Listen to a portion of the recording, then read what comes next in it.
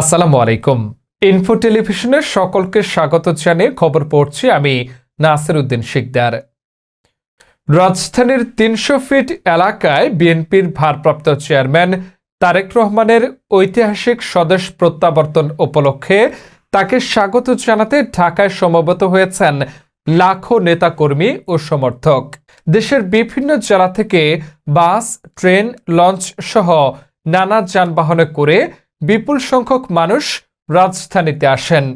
সর্বত্র উৎসবমুখর পরিবেশ, স্লোগান ও উচ্ছ্বাসে মুখর হয়ে ওঠে ঢাকা।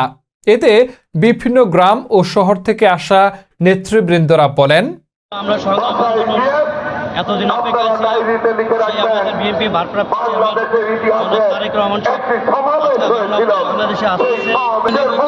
তারেক রহমান বাংলাদেশ এই দেশকে একটি স্বাধীন সার্বভৌম রাষ্ট্র হিসেবে পরিণত করবে। দেশের স্বাধীনতা সার্বভৌমত্ব রক্ষার অকণ্ঠভাবে উনি কাজ করে যাবে। শহীদ জিয়ার দেশপ্রেম, দেশনেত্রী দেশপ্রেম সকলে জাগ্রত।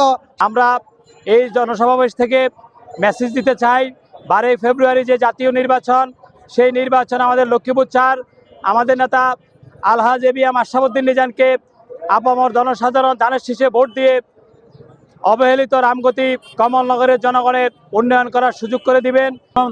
তারেক রহমানের কাছে আমাদের আশ্বাস যে আমাদের বাংলাদেশকে গড়ে তোলার জন্য, সুসংগঠিত করার জন্য আমাদেরকে দিক নির্দেশনা দিবে। নোয়াখালী থেকে দুর্বার আন্দোলন গড়ে তুলবে ইনশাআল্লাহ। শহীদ জিয়ার সন্তান এবং খালেদা জিয়ার সন্তান তারেক রহমান বাংলাদেশের জনগণের সাথে নিয়ে 17 বছর বিদেশে থেকে আন্দোলন করে স্বৈরাচার মুক্ত করেছে। দেশ আজকে স্বৈরাচার মুক্ত হয়েছে। মা যেমন সন্তানকে ছেড়ে যায় না, তেমনি আশরাফুদ্দিন নিজান সাহেব আমাদেরকে এই 17 বছর ছেড়ে যায়নি। আমি চট্টগ্রাম মহানগর বিএনপির সাবেক সহসমন্বয় বিষয়ক সম্পাদক।